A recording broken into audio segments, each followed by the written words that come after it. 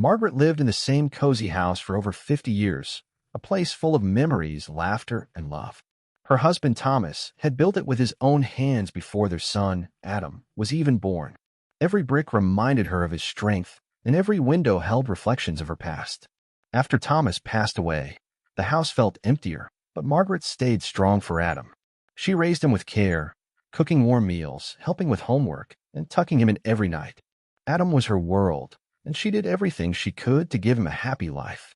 When Adam brought home Laura, a shy girl with kind eyes, Margaret welcomed her with open arms. She made Laura's favorite pie, let her choose TV shows, and asked about her dreams. It felt like having a daughter she never had, and her heart grew even fuller. After a year, Adam and Laura got married in a small backyard ceremony. Margaret sewed Laura's wedding veil and gave her the pearl earrings passed down from her own mother. She moved into the guest room so the young couple could have the master bedroom. She never asked for thanks, believing family meant sharing without keeping score. When Laura gave birth to Lily, Margaret's eyes filled with tears of joy. She rocked the baby to sleep, sang lullabies, and watched her first steps. Laura went back to work, and Margaret cared for Lily full-time without ever complaining. She changed diapers, cleaned up toys, and told bedtime stories with silly voices. Years later, when Ben was born, Margaret gave her love all over again. She taught him his colors, counted blocks with him, and cheered his first words. The house was always filled with giggles, crayons, and the sweet scent of cookies. But slowly, Laura's smile began to fade, and she spoke less during dinner. Margaret noticed Laura locking the bedroom door and whispering on late phone calls. Adam seemed tired and quiet, brushing off questions with short replies. Margaret worried but chose silence, hoping things would get better with time. One morning, she found a photo of Laura with another man on the counter. Her hand shook, but she said nothing, too afraid to cause a fight.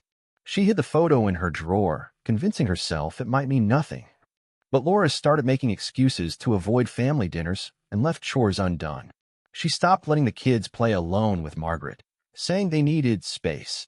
Adam followed Laura's lead, no longer calling her mom or hugging her good night. Margaret prayed every evening, sitting at the edge of her bed in silence. She whispered to the ceiling, "Please keep my family together." Even when ignored, she folded laundry, swept the floors, and smiled at the kids. She thought love meant patience, and patience would bring peace.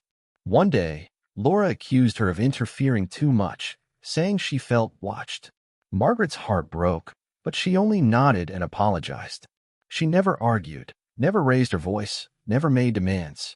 But she felt something slipping, like the roots of her family were pulling away. She sat in her rocking chair one night, holding Lily's old blanket, and cried. She had given 40 years to this family, and now something felt deeply wrong. The next morning, Margaret woke up early to make pancakes, just like she always did on Saturdays. She mixed the batter slowly, remembering how Lily used to sneak chocolate chips into the bowl. The kitchen felt colder now, even though the oven was warm. Laura came downstairs, glanced at the food, and said she wasn't hungry. Margaret offered her a plate anyway, smiling gently, but Laura just shook her head and walked out.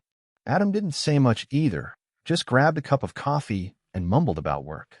The kids still ran in with sleepy eyes, excited for breakfast and hugs. Margaret clung to those hugs like they were the last pieces of happiness she had. She helped Lily brush her hair and tied Ben's shoelaces with care. But Laura didn't like her being too involved anymore and said the kids needed more independence. Margaret nodded and stepped back, even when her heart told her not to. Later that day, she sat on the porch watching the leaves fall, lost in thought. She heard laughter from inside but realized it wasn't meant for her. Laura had invited friends over and didn't tell Margaret. She listened to voices chatting about vacations and jobs, but no one mentioned her. Once, Laura had asked for advice on recipes and parenting, but now she barely looked her way. Margaret stayed outside, wiping her hands on her apron, pretending she didn't feel left out. When the guests left, Margaret offered to help clean, but Laura said she had it covered. That night, Adam told her that maybe it was time she gave them more space. His words felt like sharp needles, and she struggled to breathe through the pain. "You've done so much, Mom," he said. "But maybe now we need to stand on our own." Margaret forced a smile and nodded again, just like she always did. She didn't sleep that night, staring at the ceiling, wondering what she had done wrong. The next week, Laura started doing the laundry Margaret used to handle. Then she cleaned the pantry and rearranged all the items, ignoring Margaret's usual system. Margaret bit her lip and said nothing, though she felt like her presence was slowly being erased. The children still ran to her after school, but Laura called them away quickly. "Let Grandma rest," she said, even though Margaret didn't feel tired at all. At dinner, the table felt different, more quiet, more cold, more careful. Laura barely spoke, Adam avoided eye contact, and the kids followed the silence. Margaret's voice felt small whenever she spoke, like it didn't belong anymore. One evening, she went to pick up Ben from daycare, something she had always done. But the teacher gently told her that Laura had called earlier and said she'd handle it now. Margaret smiled weakly, walked home slowly, and sat alone in the living room. The family photos stared back at her from the walls, memories frozen in better times. She touched a picture of baby Lily, remembering how Laura used to say, "I couldn't do this without you." But now Laura acted like she could do everything without her, and maybe preferred it that way. Margaret's heart felt heavier each day, her presence more invisible with every hour. And though she said nothing, deep down, she feared the goodbye she felt coming. Because when a house no longer feels like home, even silence can sound like goodbye. A week later, Margaret heard hushed voices coming from the kitchen while she folded laundry. She quietly stepped closer and heard Laura saying, "I think it's time she moves out." Margaret froze in place, her hand still holding one of Ben's little socks. Adam replied softly, "She's been here so long. I don't know how to bring it up." Laura answered, "She's not helping anymore, Adam. It's like having a shadow in the house." Margaret backed away from the doorway, her heart pounding like a drum in her chest. She sat on the edge of her bed, holding back tears that stung her eyes. She wanted to believe she had misheard, but the words repeated in her head like echoes. That night, she made their favorite chicken soup for dinner, hoping to change their minds. No one complimented the meal or even finished their bowls. Laura pushed her plate away and said she was trying to cut back on salt. Adam nodded and mumbled about not being very hungry. The kids quietly ate, but the mood was heavy and quiet. After dinner, Margaret cleaned the kitchen alone while everyone else disappeared into other rooms. She stood at the sink, scrubbing the same bowl over and over again. Her mind swirled with questions she couldn't answer and pain she couldn't express. Later that night, Adam knocked on her bedroom door. "Mom," he began slowly, "Laura and I have been talking a lot lately." Margaret sat on her bed, her hands folded tightly in her lap. "We think it might be time for you to take some space of your own," he continued. Her heart sank, but she kept her voice calm. "Are you asking me to leave?" Adam looked away and said, "Not forever. Just maybe live nearby. Give us room to grow." Margaret stared at the floor, her eyes wide, her chest tight with sadness. "This is my home," she whispered, almost too quietly to hear. "I've been here since before you were born." Adam sighed. "I know, Mom. But things are different now." Margaret didn't argue. She simply nodded and said she would think about it. That night, she barely slept, the word leave echoing in her dreams. The next morning, she packed a small bag and walked to the park to clear her mind. Birds chirped, children played, and families laughed nearby, but she felt like a ghost. She sat on a bench and watched the clouds roll across the sky. Memories flooded her mind, birthday parties, late-night talks, Lily's first bike ride, Ben's silly dances. She had been there for everything, and now it felt like none of it mattered. Back at the house, Laura avoided her eyes and busied herself with chores. Adam said little, only asking if she was okay. Margaret forced a smile and replied, "I'm just tired." That evening, she began packing some of her old photo albums and winter clothes. Lily asked, "Grandma, are you going somewhere?" And Margaret kissed her forehead gently. "Just thinking about a little break, sweetheart," she said, hiding the crack in her voice. But deep down, she knew it wasn't just a break, it was the beginning of the end. A few days later, Margaret found a small apartment just 10 minutes from the house. It was quiet, clean, and came with a view of a little garden, but it didn't feel like home. The landlord smiled and handed her the keys, but they felt heavy in her hand. She returned to the house that evening, the place she had lived for 40 years. Every corner held a memory, every room whispered her name. She walked slowly through the hallway, touching the walls as if saying goodbye. She paused at the living room, where Lily had taken her first steps. Then the kitchen, where Thomas used to dance with her while the stew boiled. In her bedroom, she sat on the edge of the bed, her hands trembling. Adam knocked gently on the door and stepped inside. "We'll help you move this weekend," he said, not meeting her eyes. "Thanks," Margaret replied, her voice quiet and calm. She wanted to scream or cry, but she didn't. The next morning, she began packing her things, wrapping picture frames and folding sweaters. Laura walked past her room without speaking, just glanced in and kept going. The kids were at school, so the house was silent except for the rustle of boxes. Margaret found an old scarf Laura had once knitted her for Christmas. She held it for a long moment, then gently placed it in her suitcase. When the weekend came, Adam helped load her boxes into the car.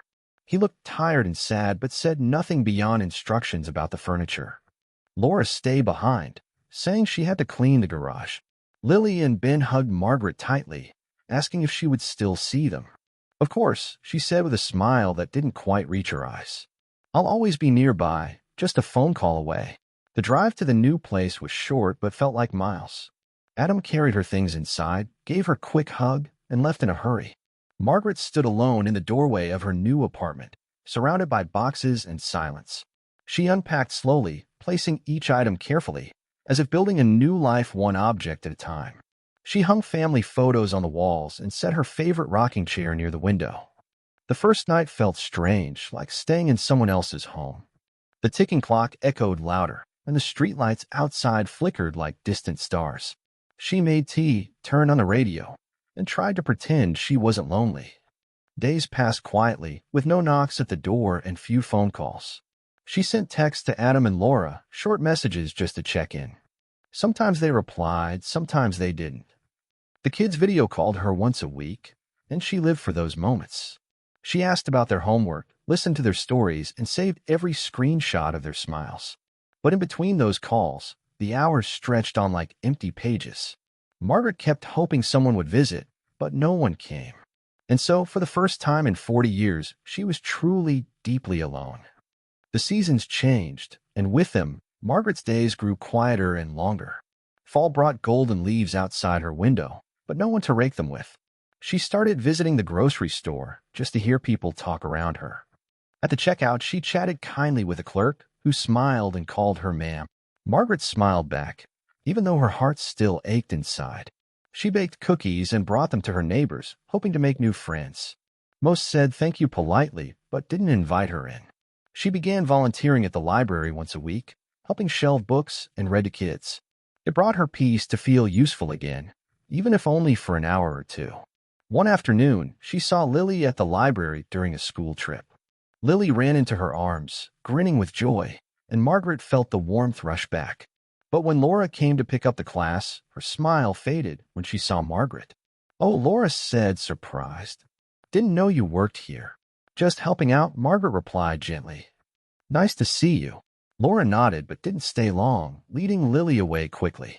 Margaret stood alone by the doorway again, her chest tight with unspoken words.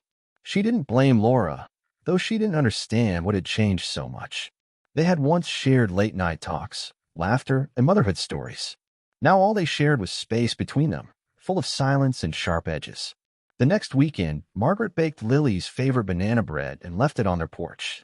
She didn't ring the doorbell, just placed it there with a little note and walked away. No one called to say thank you, but the bread was gone by morning. She told herself that was enough. Months passed, and birthdays came and went. Margaret mailed gifts and cards, careful to never overstep. She watched the family grow from a distance, like seeing a painting through a glass wall. Her phone buzzed now and then with photos, Ben's new school project, Lily's piano recital. She saved each one carefully in a folder called My Heart, but she noticed Laura never included her in group plans anymore. Family dinners, holiday trips, school events, she was never invited. She asked Adam once if she had done something wrong. He replied softly, "No, Mom. We're just trying to live our life differently now." That answer didn't heal anything, but Margaret didn't argue. She simply said, "I understand," even if she didn't. She started journaling each night, writing letters to no one, just to let the sadness out. "Today I missed the sound of your laughter," she wrote. "Today I wanted to hold your hand, but you weren't here." Those pages filled quickly, each word a quiet cry. And as winter approached, Margaret realized she wasn't just missing her family, she was mourning them. Because being forgotten hurts more than being left behind. Winter arrived with cold winds and soft snow, covering everything in white. Margaret kept her apartment warm with a small heater and cups of tea. Outside, children made snowmen, but she watched from behind her window. She tried knitting again, something she hadn't done in years. The yarn twisted between her fingers like time moving backward. She made a scarf for Lily and mailed it with a little note that said, "Stay warm, my dear." She never got a reply, but she pictured Lily wearing it, and that was enough. On Christmas Eve, Margaret sat by her tiny tree, decorated with old ornaments. Each one had a story, a memory that glowed brighter than any light. She made herself a small dinner, set the table with care, and played soft music. As the hours passed, she waited for a call that never came. The silence was louder than any sound she had ever known. She opened her journal and wrote, "Maybe they're busy. Maybe next year." The next morning, she went for a walk, her boots crunching in the snow. The air was sharp, but it woke her up like a cold splash of truth. She realized she could no longer wait for others to bring her joy. If she was going to be alone, she had to find peace in it. She signed up for art classes at the community center. She painted flowers in quiet skies, pouring her feelings into every stroke. Her teacher said she had a soft touch and a strong heart. Margaret smiled, surprised to feel seen again. She met other seniors, some widowed, some simply lonely like her. They talked about their lives over coffee after class, and she began to feel less invisible. One woman named Clara invited her to a book club. Margaret hadn't read a novel in years, but she joined anyway. The first book was about a woman rebuilding her life after loss. Margaret saw herself in every page, and it brought tears to her eyes. For the first time in a long while, she felt hopeful again. She still missed her family every day, but the ache became quieter. She wrote fewer letters in her journal, and more poems instead. "I am still here," one poem began. Not forgotten, just apart. She even started smiling at herself in the mirror some mornings. One afternoon, she got a letter in the mail with no return address. Inside was a drawing, Lily's handwriting scribbled in crayon. "I love you, Grandma." Margaret pressed it to her chest, her eyes full of happy tears. It wasn't everything, but it was something. She framed it and hung it above her bed, where she could see it every day. And in that quiet apartment, Margaret began to feel like herself again. Not just a mother or a grandmother, but a woman who still had life left to live. And slowly, she started to believe that being alone didn't mean being unloved. As spring returned, so did the flowers outside Margaret's window. Tiny buds peeked from the branches, reminding her that new things could still grow. She planted daisies in small pots on her windowsill and watched them bloom. Each petal felt like a little promise that life was still moving forward. At the community center, she shared her poems at a seniors' open mic. People clapped and smiled, and one woman even cried. Margaret realized that her words mattered, even if her family wasn't listening. One day, while painting at a park, she saw Adam walking by with Lily and Ben. They didn't notice her at first, but Lily spotted her and ran over, hugging her tightly. "Grandma!" Lily shouted, her face lighting up. Margaret held her close, soaking in the warmth of her little arms. Adam walked over slowly, looking a bit uncertain. "I didn't know you came here," he said softly. "It's peaceful," Margaret replied, keeping her voice calm. Ben smiled and showed her a drawing he made in school. Margaret praised it and ruffled his hair, feeling the connection spark again. Laura stayed back near the sidewalk, arms crossed but watching. Margaret looked at her and gave a gentle smile, one without anger. Laura didn't smile back, but she gave a small nod. It wasn't forgiveness, but it wasn't hate either. That small moment stayed with Margaret all day. That night, she wrote in her journal again, not out of sadness but hope. "Today felt like sunlight after months of shade," she wrote. "Maybe we're not broken. Maybe we're just healing slowly." In the following weeks, Lily and Ben visited her twice. They painted together, made cookies, and laughed until their bellies hurt. Margaret didn't ask about the past, she just focused on now.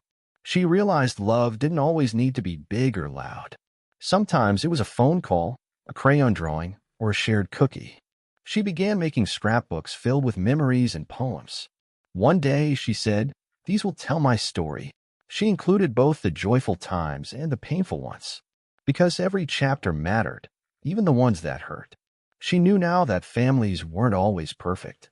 Sometimes they drifted, sometimes they snapped. But the heart could still hold on, even if the hands let go. Margaret stood by her window one evening, looking at the pink sky. She whispered, "I did my best," and for once she believed it. She may have lost a place in their home, but not in their lives completely. And as long as there was love, even just a little, there was still something to hold on to. Years passed, and the rhythm of Margaret's life found its gentle pace. She turned 75 quietly, with a cake she baked herself and a candle just for fun. The phone rang that evening, and to her surprise, it was Adam. "Happy birthday, Mom," he said, and behind him she heard Lily and Ben singing. Her heart swelled with warmth as tears filled her eyes. They talked for an hour, laughing and remembering old times. Laura didn't come on the call, but Margaret didn't ask why. She had learned to take what was given and love it fully. She told him about her art, her poems, and the new cat she adopted named Whiskers. Lily begged to come visit, and Margaret promised to bake banana bread. That weekend, they arrived at her door, Adam, Lily, and Ben, with flowers and smiles. Margaret opened her arms, and for the first time in a long while, her home felt full again.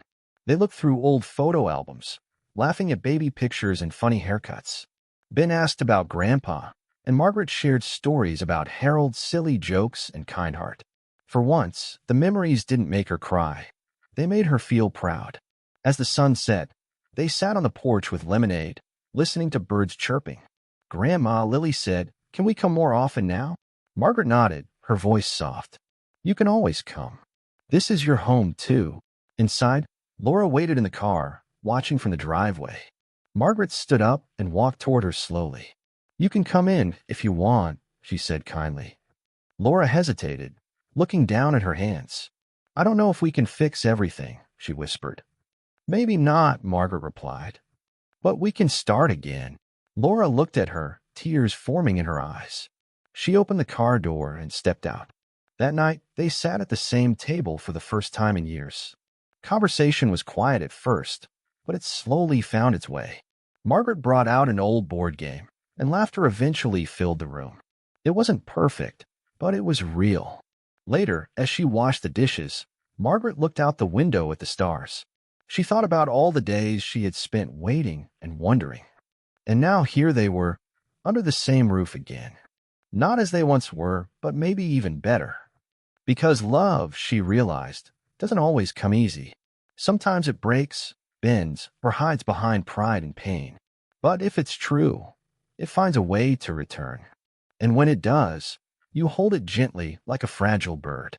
Margaret smiled to herself and whispered, "We're okay now." And in that quiet moment, she finally felt whole.